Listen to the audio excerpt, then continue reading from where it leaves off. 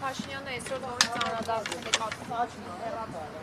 իր ճանապարհային քարտեզի ուսակրոնությանը։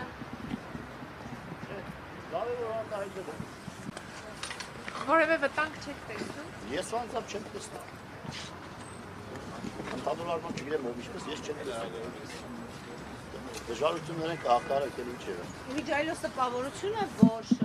8 կամ 10 տիրադավերից, ինչպես ձևակերպում են սրբազան հայրերը,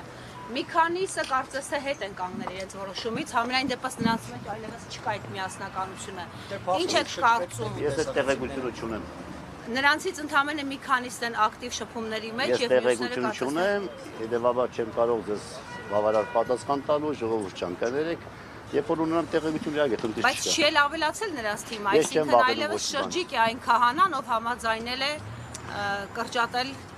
պատարագի։ Հետո պետք է մենք չգիտենք ծանոթ չենք շրջիկ քահանա ունեն, չունեն։ Տեսեք, Վազգեն արքեպիսկոպոս Միրզախանյանը շնորհակալություն էր հայտնում Նիկոլ Փաշինյանին, որ տարիներ ի վեր եկեղեցում եղած խնդիրները ի վերջո բարձրաձայնեց։ Նիկոլ Փաշինյանն այն մարդն է, որին պետք է շնորհակալություն հայտնել, որ եկեղեցու ներսում կատարվողը բարձրաձայնել է, այն էլ այս կերպ։ Վազգեն Սրբազանը այդպես է պատկերացնում, ինչ անեմ։ Իր համոզմունքներն է մարդը չարտահայտվի։ Այդ իր համոզմունքներն են։ Հաղթանակն է այն, որ նույն թեմերում, նույն եկեղեցիներում միևնույն հաջորդ կիրակի բնականon են ընթանում ծեսերը եւ առանց արհեստական կրճատումների քահանաների ելույթները։ Ինչի՞։ Հարցը լավ չի։ Եթե կրճատվում են Նիկոլ Փաշինյանի ներկայությամբ, ապա հաջորդ անգամ նույն եկեղեցում նույն քահանան առանց կրճատելու, առանց զեղչելու է պատարագը մատուցում։ Սա ում հաղթանակն է։ Ես չգիտեմ, դա հաղթանակ կա թե չկա։ Ամեն դեպքում ԱԱԾ-ի կողմից հոգևորությունը կարծես թե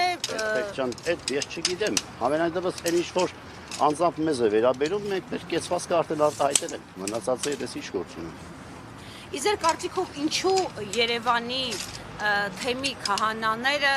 ցույց չեն տալիս դիրքորոշում։ Նրանք նույնիսկ Facebook-ներից են կորել։ Մենք քահանաներ ունենք, որ շատ ակտիվ են եւ հարցազրույցներով, եւ հանրային շփումներում։ Նրանք նաեւ ակտիվ են եղել սրբազան պայքարի շրջանում, բայց այս շրջանում նրանք անհետացել են սոցցանցային տիրույթներից եւ չեն ուզում իրենց դիրքորոշումը երևա։ Ճնշումներ կա նրանց վրա։ Չեմ բարձում, չգիտեմ, կարող է զգուշավորությունը ինչ իմանամ։ Իրենց պետք է հարցնենք։ Բայց ամեն ինչ շատ հստակ չէ, կարելի է իմաց զգուշավորություն։ Ես Շիրակի թեմի հոգևորական եմ, Երևանի հոգևորականի փոխարեն ոնց պատասխանում։ Գիտեմ, Նարեկ Սրբազանի հետ խոսել եք Վազգեն Միրզախանյանին, Գևորգ Սրբազանին եւ մյուսներին, ինչու էր հրավիրել Գյումրի կամ երբ էր հրավիրել։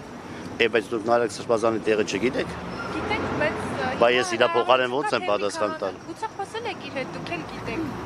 Ես բայց իր փոխարեն չեմ կարող պատասխան տալ, չէ՞։ Բայց մեկնաբանություն կամ խոսել եք դուք արդյոք իր հետ։ Ձեզ չի մտահոգել այդ հարցը։ Ես մինչև որ իր հետ կխոսեի, ես իմ մեջ որոշակի ենթադրություն ունեմ։ Ունեցել եմ, չեմ սխալ։ Բայց լավ, այս ամենը ըստ ինչով կարող է հանգուցալուծվել։ Իշխանությունը որևէ կերպ չի այսպես ընդգրկում նահանջում։ Դե ներկայում մենք ոնց ենք պատկերացնում ամեն մեկս, բայց պատմությունից կարելի է նման դրվագները վերցնել եւ նաեւ դրանց եզրակացնել, թե սա ինչ հանգուցալուծում է ունենալու։ Որ դրվագը նկատի։ Պատմական բոլոր դրվագներում երբ որ որ դրվագի հետ են նույնանում Նիկոլ Փաշինյանի գործողություններն ու բառամթերքն ու առհասարակ այն ինչ կատարվում է։ Քրիստոնեական եկեղեցին 2000-ամյա եկեղեցի է եւ դրա անբաժանելի մասն է հայ առաքելական եկեղեցին, որը նույնպես 2000-ամյա եկեղեցի է, որից 1700 տարին pedagogan կարգավիճակով։ Հիմա իհարկե pedagogan չէ։ Ուրեմն այս ամբողջ 2000 տարվա ընթացքում եկեղեցին միշտ ունեցել է իր վրա բախումներ եւ բոլոր տեղերից ինքը դուրս եկել հաղթանակած։ Այսինքն ձեզ չի ընկճում եւ չի վախեցնում Փաշինյանի համարձակ սցենարները։ Երեք չան անունները տալիս եք, դա ինձ շատ չի դաշկերում, թե ում սցենարն է։ Ինքը իրենն է, ումն է, ես չգիտեմ։ Ինչ են եք։ Մաքրելու տեղապահի ընտրության հարց է քննարկվում, հարցազայնում։ Ինչ անեք։ Դրանք մեզ չեն հուզում։ Մեր եկեղեցին ասում եմ անցել է ճանապարհներ։ Նիկոլ Փաշինյանի քայլերը որևէ ասում չեն տալու եկեղեցին անալուային Եթե պատմության մեջ լսած լինեք, որ որևէ մի անհատ մարդ արարած դուրս եկե Աստծո դեմ ապստամբելու եւ հաղթել է, այստեղ կարող եք այդ հարցերը տալ։ Իսկ եթե շատ հոգևորականներ համարում են, որ սա ոչ թե Նիկոլ Փաշինյանի ծրագիրն, այլ Նիկոլ Փաշինյանը ընդհանրապես իրագործում է Փաշազադեի պլանը,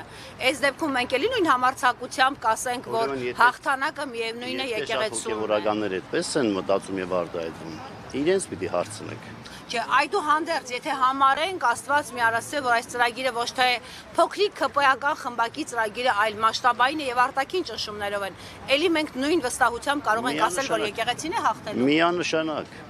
ուրիշ կարծիք չկա։ Եթե պետությունը պարտվում է, եկեղեցին միևնույն հաղթում է։ Միանշանակ, ուրիշ կարծիք չկա։ Այս բարակամ էլ եկեղեցին հաղթելու է։ Անպայման։ Հիմա էլ եկեղեցին իր հաղթական ընթացքի մեջ է։ Ինչպես, երբ որ եպիսկոպոսն Փաշինյանի ձեռքտեսը։ Ինչ կապ ունի։ Մեկը եկեղեցին իր հաղթական ընթացքի մեջ է։ Որովհետև եկեղեցու գլխին Քրիստոսն է, իսկ Քրիստոսը հայտարարել է, որ ես հաղթեցի աշխարհին։ Եվ մենք այդ հաղթանակի ճանապարհով ենք գնում։ Ես անձամբ չունեմ մտահոգություն։ Մտահոգություններ չկան, որ եւս այդ հոգևորականներ միանան այդ հոգևորականների ովքեր իշխանության ողջունել են։ Կարող է լինել, բայց դա մտահոգիչ չէ ինձ։ Ցավ է, բայց ոչ մտահոգություն։ Դուք կարծում եք, որ այսպես պարոն